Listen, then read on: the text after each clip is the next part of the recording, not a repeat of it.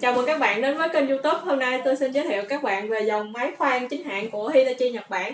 Đó là máy khoan động lực DV18V.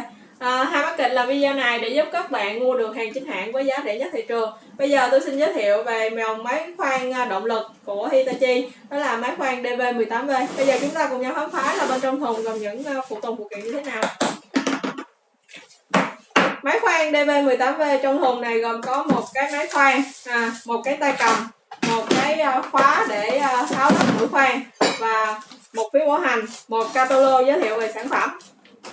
Thì máy khoan này có công suất là 690W. Máy khoan này gọi là máy khoan động lực, nó sử dụng mũi khoan đó là mũi khoan nuôi trơn.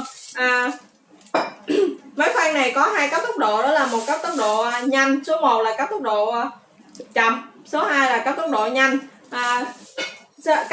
Cấp tốc độ chậm đó là cấp tốc độ chậm đó là 1000 vòng một phút, còn cấp tốc độ nhanh đó là 3000 vòng một phút.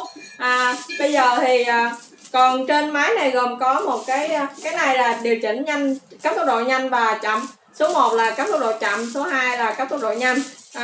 Rồi ngoài ra thì nó còn có là nút đảo chiều. Đây là chỗ khoan vào khoan ra. Còn bóp công tắc thì chúng ta đây là công tắc này theo cấp độ là vô cấp. Khi chúng ta bóp nhanh thì nó sẽ khoan càng nhanh, và bóp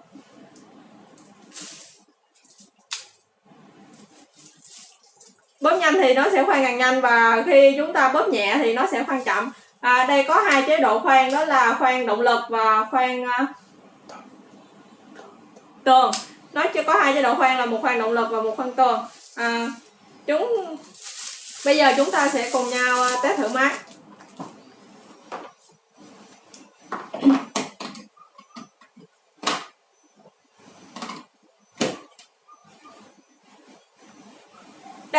Bây giờ chúng ta sẽ để chế độ ở khoan thường. Chế độ khoan thường đó là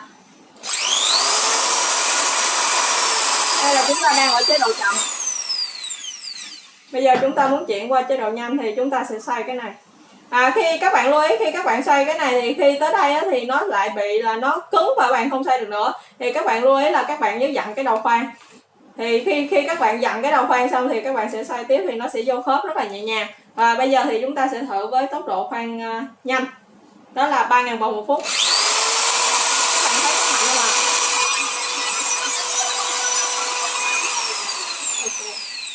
Rồi. Ngoài ra thì nó còn có đảo chiều. Ở đây là chế độ là khoan vào. Cảm ơn các bạn đã theo dõi video. Chào các bạn.